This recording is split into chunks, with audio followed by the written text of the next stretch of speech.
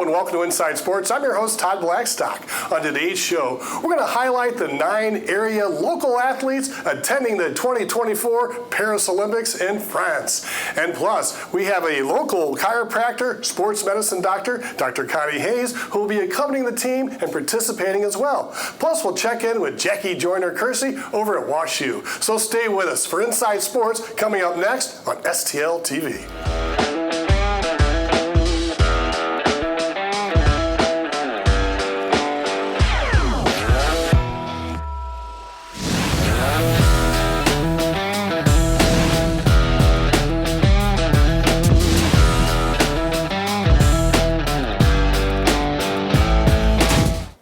St. Louis University Assistant Professor Sarah Adam has been named to the U.S. Paralympic wheelchair rugby team. Former STL TV intern Brandon Miller from St. Louis is representing the United States Olympic team in track and field, and he'll be competing in the 800 meters. Tyler Downs from Baldwin, Missouri is representing the United States in diving. Patrick Schulte from St. Charles, Missouri is a soccer player for St. Louis University, and he's on the team representing the United States.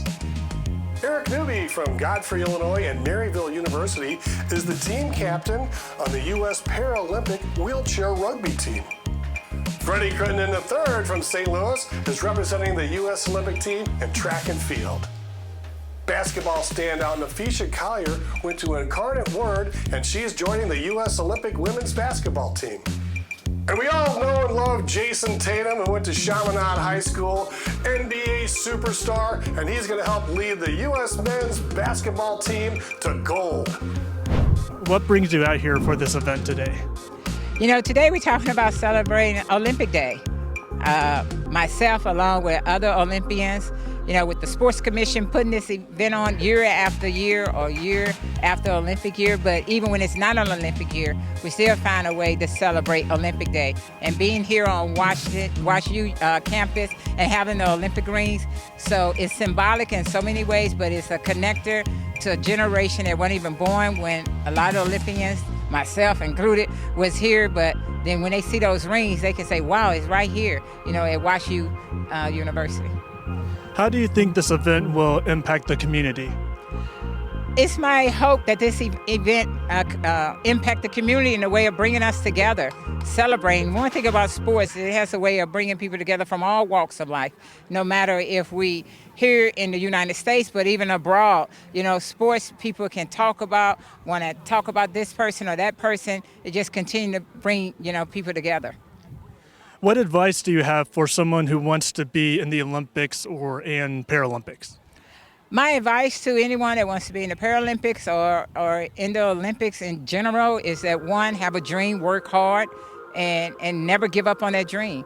Continue to work hard, continue to believe in yourself, remain coachable, and anything is possible. What it means to me to see all the youth around, and it just brings back a lot of memories. And it reminds me when I was a 9-year-old and listening to some of the Olympians that would come to. The only time you get to see them if it was a JO Junior Olympics or a USA Track and Field event. Before they were USA Track and Field was the Athletic Congress. But then now for myself to be in that position, it's motivating in so many ways to see the enthusiasm. You know, it's close to 100 degrees and they want to go and go and go. So that's really great. You know, what makes this one special, because if 2020, you know, even though we talked about the Olympics and it was moved to a year later, 2021, but a lot of the Olympians, especially for the first time Olympians, competing without fans. And so now to be able to experience, one, your Olympic trials with fans being there, two, to make that Olympic team, then going to Paris and seeing people from all over the world, is just an experience that you would never forget. And I'm so grateful to be in the position that I'm in, but then also I hope the best for all of our Olympic hopefuls who become Olympians and go on to the games and do their very best. Now, why it's important to be a role model, and for me, I realized that no matter what, there's someone out there that's listening to me, and I have always believed in being a positive messenger in any way that I can encourage someone. You might not be the best right now. when I started at 9, I wasn't one of the best, but I stayed with it. I had people who believed in me, and all I had to do was show up every day. And so for me, being in this position, knowing that I can encourage someone to reach their full potential by just having a positive conversation. And so I don't take that for granted. I am so blessed to be in the position that I'm in. It's always nice catching up with Jackie Joyner-Kersee, and joining us now is Dr. Connie Hayes, and Dr. Hayes is going to be part of the U.S. Olympic team in Paris, France. First of all, thank you so much for joining us, Dr. Hayes, and thank you for inviting us into your beautiful clinic here in downtown St. Louis. Thank you, Todd. Thank you for showing up and gracing me with your presence. I appreciate that. Yeah, so we just come out of the Jackie Joyner piece. She's always doing something in track and field around St. Louis. She had the Boys and Girls Club, and she's probably one of the greatest female athletes of all time. And you guys cross paths quite frequently. Yeah, don't you? a few times. Yeah. I see Jackie quite a bit. What is so special about her? Was it her training, or she's coming out doing a promo with the Paralympics? She hits it all. Yeah. So what's so special about Jackie is her longevity and her ability to reinvent herself and make herself relevant no matter what decade we're in. It doesn't matter. Jackie is Jackie. At what point in time were chiropractors and sports medicine doctors, when did they start joining the Olympic teams and sports teams in general? Well, Todd, we've always kind of been with sports because we're holistic, and a lot of us have an athletic background, so we want to get into the sport. Our really mission, as simply put, as a chiropractor, we make your body better. In fact, that's how I was led to chiropractic. I was just trying to find an avenue to make my body the best machine I could possibly make it. So, a friend of mine, Harold Lewis, is an NFL sports agent. And when the St. Louis Rams, when the Rams came to St. Louis, he had initially introduced the Rams to a couple of chiropractors. Mm-hmm. Toby Wright, Mike Crutadoria, some of the guys, Mike Jones. And the Rams were one of the first teams, that was in like 1995, wow, that had a chiropractor on staff. So I guess you could take it back, 25, 30 years to where it started to become prominent. Now I think almost all sports teams and everybody, you have to have one on staff. Yeah, you can't say that you have a sports medicine team if you don't have a chiro on there, because we just bring something different to the table. I understand one of the biggest things with sports medicine and chiropractors in general is that doctors, they give you pills. MDs. Yeah, and it masks the pain. And you can run around and feel great, but when that pill wears off, you may be further damaged. Where chiropractors and sports medicine holistic approach, you iron things out. I've heard the garden hose. Yeah, the garden hose. It gets tied up, and then you get the kink out. Is that? Well, Todd, that's an old school analogy. We don't really use that anymore. And let me say that because I do work with USATF, we work as a team. We have several disciplines. I love the MDs that are on our team that I work with. A gentleman by the name of Amadeus Mason out of Atlanta. Phenomenal guy. So has an understanding of the holistic approach. In fact, he's getting his certification in acupuncture, which just surprises me. So maybe 30 years ago, maybe longer ago, there was animosity between an MD and a DC. But these days, and especially in sports medicine, the complement of the athletic trainer, the massage therapist, the chiropractor, the MD, and even like sports psych, we all work together because we know it takes a team approach to get, how many athletes are we got coming from St. Louis? 9. Yeah. That's phenomenal. So to get those young men and women to that level and keep them there, because this is the beginning, it's not the end. Making the team is the start, not the finish. So to have us compete on the world stage, we need the complement of the whole team.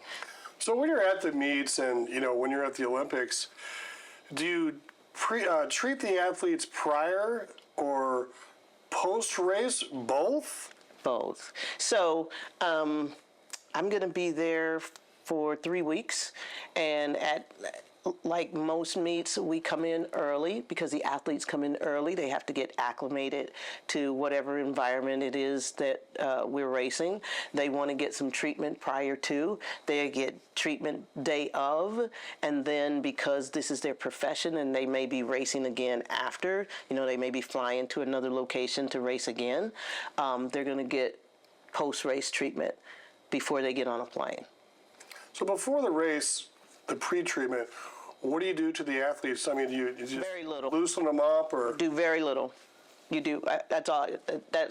I can't say it other than to say yes. You do very little to a person the day of the race, because you don't want to do too much muscle work. You'll make them flat. A sprinter won't have that spring to them, and they need that to explode out. So you don't want to make them too flat. When they get off the plane, you do what's called a flush, which is just really getting lymphatic flow and getting their circulation going, getting them ready to train, to get ready to compete.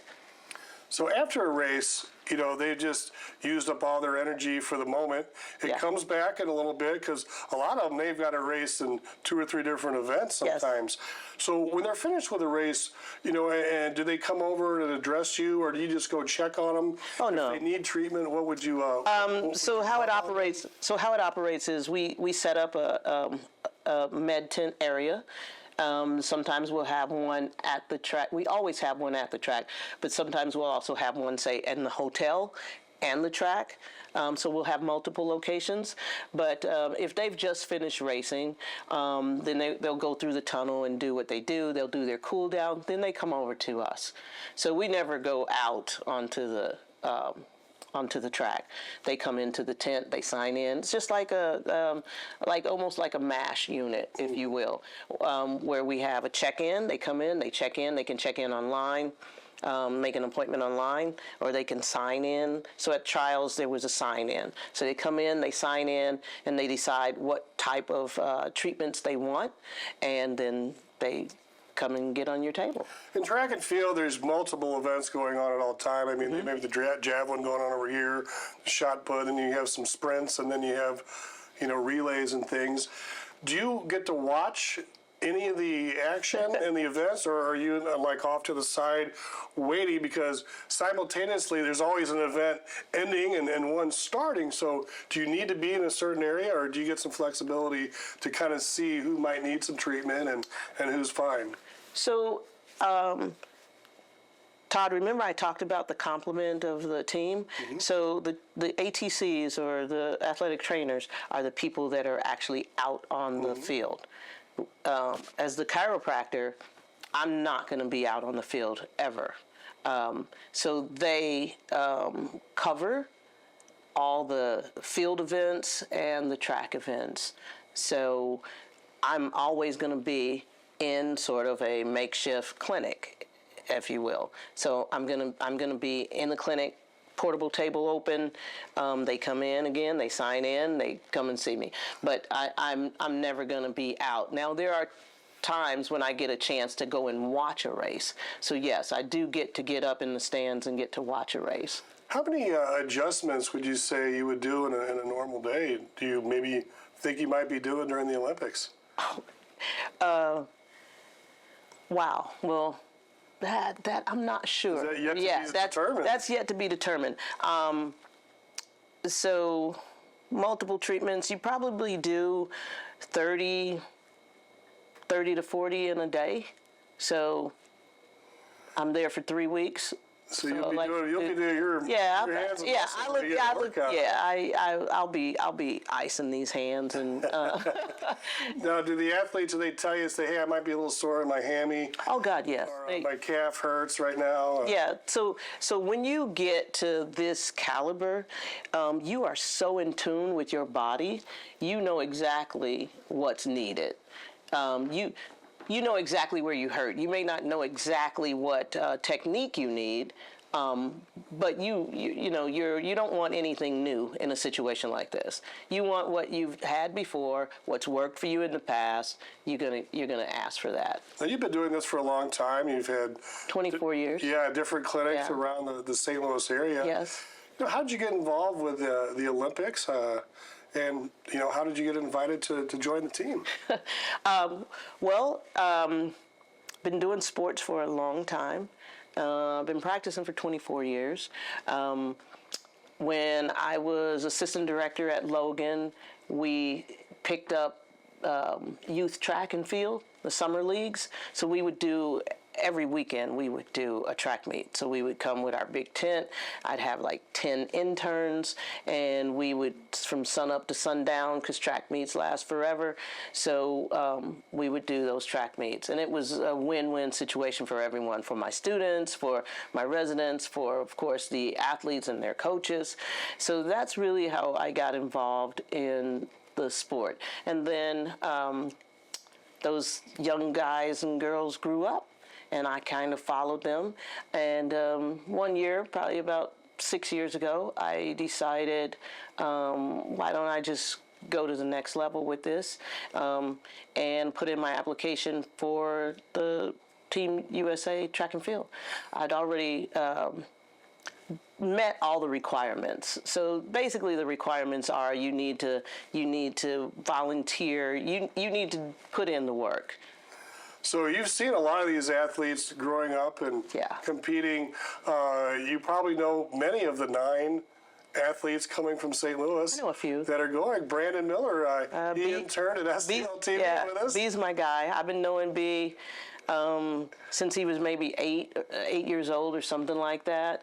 I remember watching when we're at a track meet, and track meets don't cancel for rain, okay? They cancel for lightning, but they don't cancel for rain. And this one particular meet, the rain was horizontal, and I'm in a trailer, treating out of a trailer because I don't want to stand out in the rain. I don't want to have my students out in the rain. So we're in the back of a trailer with a portable table, and I'm thinking, are they really still out there running?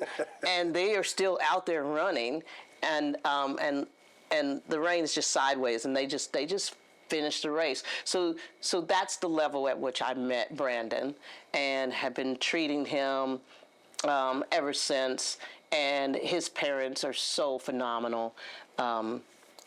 Derek and Angie Miller, his parents are just wonderful people, very goal-oriented. Have a lot of goals for their children. I don't know if you know, his brother got signed with Kansas City Chiefs. No kidding. Yeah. So they're a family that's really tracking. I'm so proud of them.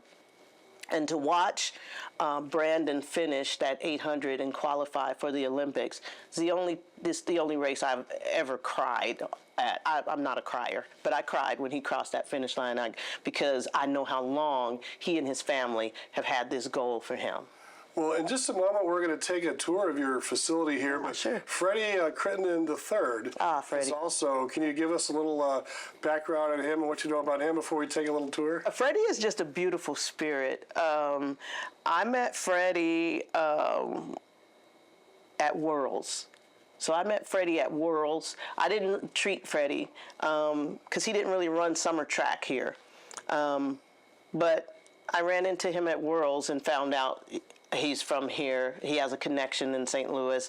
And I said, okay, so we need to exchange information because I always love to highlight our St. Louis athletes, especially track and field, because in track and field, everybody is either from Texas or Florida or California, and they forget that St. Louis produces a phenomenal product. And I just always want to give St. Louis, its proper dessert for the coaches, those youth coaches, those high school coaches that put in all that work, that help these kids and now young men and women get to this level of professionalism that they're at. That's great, and we wish all the athletes well, especially the ones from the Lou. Yes. Right now we're going to take a break, and when we come back, we're going to take a tour of the clinic here with Dr. Connie Hayes.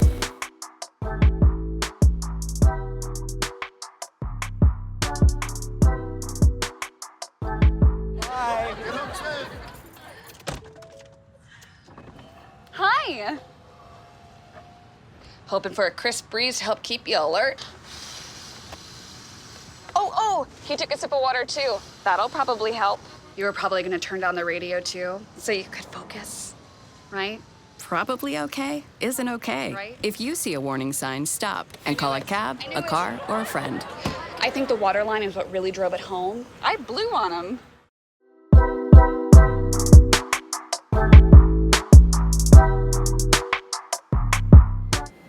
And welcome back to Inside Sports. I'm Todd Blackstock here with Dr. Connie Hayes in her clinic, Fit for Life, downtown St. Louis. And Dr. Hayes is going to the Olympics, and she's going to show us right now a little bit around her clinic. A nice little tour. Connie, Thank you, Todd. take us away. Yeah, so, okay, well, we're located at 1120 South 6th Street. The suite number is 110. It's a business loft. I love it. I love the hardwood floors and the exposed brick. This is where the front desk stuff happens. It's a cash clinic, so we don't really do a whole lot of insurance except for HSA. So if you come on around, what I'll do is I'll show you our green room. I know you're familiar with green rooms, but in this green room, this is where we do classes, patient education. Some of my nurse practitioners will hold courses there. So that's pretty much what happens in here. The green room. The green room. Yeah, it's a great meeting space here. Yes, very much so. So as we come through here, this is where we do our Normatec compression boots for recovery. This is also where we do our IV hydration drips. So we do IV hydration drips that'll have a saline solution, amino acids, vitamin B, vitamin C, different mixes for recovery. But this is what happens in these chairs. These chairs completely recline. They're massage chairs. One thing I love about this space are these original doors for this space. Come on out. I'm gonna grab you. There you go. So I think you got some footage of one of my guys in the Normatec boots. This is awesome. Awesome. Just go. A lot of socializing goes on in this space. And here is our fully functioning lab. You can go ahead and step in there. This is where my nurses and my nurse practitioners draw blood. This is where we start our IVs for our IV hydration drips. So we're a fully functioning lab. Nurse practitioners will draw blood, do blood draws, urine. My nurse practitioners, for the most part, they do primary care. So if someone needs primary care, family care, that's what they do. This is just a treatment room. Mainly my nurse practitioners are in here, but I'll use it as an overflow room if I'm have a lot of patients in at about the same time like I did earlier today. Now, let me ask you something. When you're Yes. when you're doing acupuncture, what are the targeted areas and what does it alleviate? Okay, so acupuncture is a 3,000-year-old Chinese medicine discipline, which actually encompasses a nutritional or supplemental component. It also covers like cupping or moxie. You probably know cupping because you've seen like Phelps back in the day, the swimmer, with the red circles on his shoulders. That was cupping. Okay. So that's all under what's called TCM, or traditional Chinese medicine. So the short answer to your question is acupuncture makes you better. It balances your life flow, known as qi. So it just balances all these systems so that you work better. And Dr. Hayes, as we tour your office here and clinic, how important is hydration? It's got to be right up there. Hydration is really important, Todd. It's part of the reason why we do the IV hydration drips, though the USATF athletes cannot do those. That's restricted. So they have to hydrate by doing Pedialyte or just water or whatever they use for hydration. Gatorade, does that Gatorade, yes. Because Gatorade makes a no sugar, low sugar version, which is really good. So what is banned or outlawed, as far as Olympic competition for things that you can put in your body? Because some things you eat or drink, you may test with. Right. So the USOPC has a whole list on a website. You can go to that website and find out what's banned. And then let's say it's a medication that's been prescribed for you. Well, then there's a whole process by which you have to fill out information that allows you to take that. So this is the space where I operate in most. This is my chiropractic table. It is a flexion distraction table and drops. It just means it's an expensive table with a lot of moving parts. That's what that means. This is my latest toy. It's a medical laser. I really like it a lot. It's, I don't know if you can see this. Let's see. So it'll go by body location. If I do shoulder, like I did that young man's shoulder, and then now this will show me what cubitus or body size the person is, if it's average. This is skin tone, because laser behaves differently on darker skin than it does lighter skin. So if I'm treating you, I'm gonna go here, and then I'm gonna ask you what your pain level is. Let's say you said it's a 4 out of 10, so I'm gonna go here.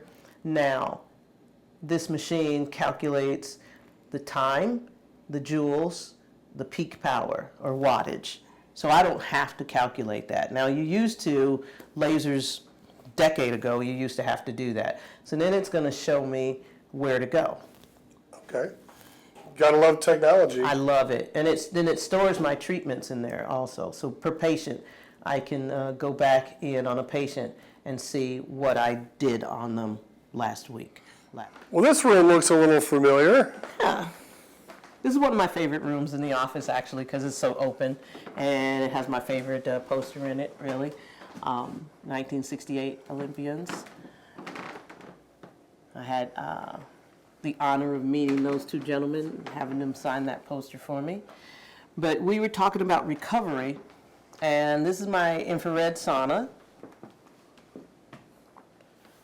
And I got this in the summer, and it gets up to 140 degrees. So I was kind of questioning that business decision, thinking, I don't know if Is that too hot or not hot enough? I don't know if anybody's going to get in there. I mean, in Las Vegas this summer, it's about 130 right now. Well, but Las Vegas is not infrared. This is infrared. This is very therapeutic. So what does this do to help you heal? So it eliminates toxins. So you sweat them out? You sweat them out. So you drink a bunch of water before you go in? No. I usually give you a bottle of water on the way in. They'll sit in there with a towel and a bottle of water, and that's really it. Because it's infrared, it's a dry sauna, and it kind of heats you up from the inside out. So you don't sweat a whole lot, but you do get all the therapeutic benefits of a sauna. Okay. So it's red light and sauna in one. Well, thank you so much for the tour, and we're going to take a quick break. We'll be right back. Is it okay to call you Mom? Of course you can.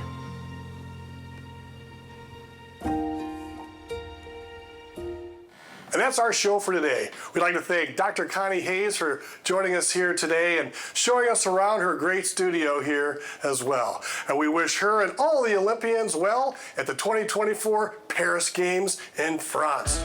Go USA! Keep watching Inside Sports on STL TV. Experience St. Louis.